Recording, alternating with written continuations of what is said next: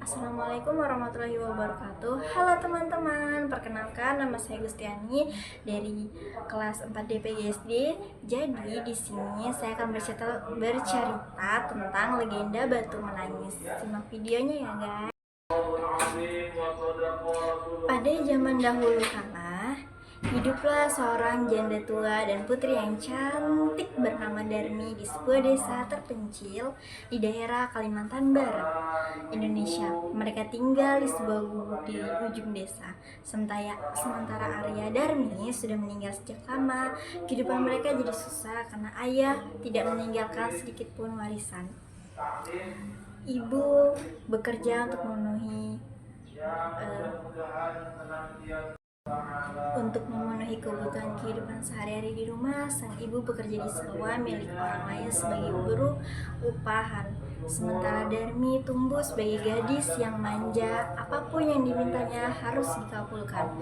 Darmi juga seorang gadis yang sangat pemalas. Setiap sorenya, Darmi selalu berjalan di kampungnya tanpa tujuan yang jelas. Ia memamerkan wajahnya yang cantik dan tidak mau membantu ibunya mencari uang di sawah. Setiap kali ibunya mengajaknya ke sawah, Darmi pun selalu menolak. Suatu hari ibunya mengajak Darmi ke sawah. Dia menjawab, "Tidak mau, nanti kulitku dan kukuku jadi kotor."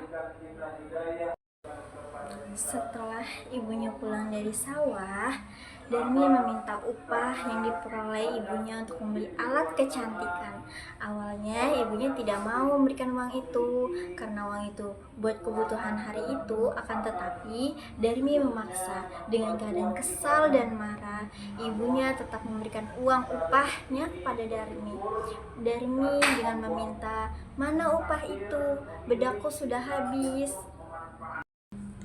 Suatu hari ibu sedang hendak ke pasar dan ia berpesan untuk dibeli alat kecantikan. Namun ibu tidak mengetahui barang tersebut. Lalu ibu mendesak Darmi untuk ikut ke pasar. Tapi Darmi memberi satu syarat, yaitu agar ibu berjalan di belakangnya, sebab ia malu dengan ibunya. Setelah itu berangkatlah mereka ke pasar. Si Darmi berjalan di depan, sedangkan ibu berjalan di belakangnya. Penampilan mereka sangatlah berbeda, seolah-olah bukan dari keluarga yang sama. Di tengah perjalanan, Darmi bertemu temannya. Lalu temannya bertanya, "Siapa di belakangmu?" Darmi pun menjawab, "Ia adalah pembantuku." Sontak ibu merasa sakit hati. Begitulah yang terjadi terus-menerus selama dalam perjalanan menuju ke pasar. Akhirnya, sang ibu berhenti lalu duduk di pinggir jalan. Darmi melihat mulut ibunya yang berbicara perlahan sambil mengadahkan kedua tangannya ke atas. Ibu itu sedang apa?" tanya Darmi dengan nada membentak. Sang ibu tetap saja tidak menjawab pertanyaan anaknya. Namun, ia berdoa kepada Tuhan agar menghukum anaknya yang durhaka. Ibunya pun berkata, "Ya Tuhan, ampunilah hamba-Mu yang lemah ini. Hamba sudah tidak sanggup lagi menghadapi sikap anak hamba yang durhaka ini. Berikanlah hukuman yang setimpal kepadanya." Hujan pun turun deras. Kaki Darmi berubah jadi keras dan menjadi batu. Darmi pun mulai panik.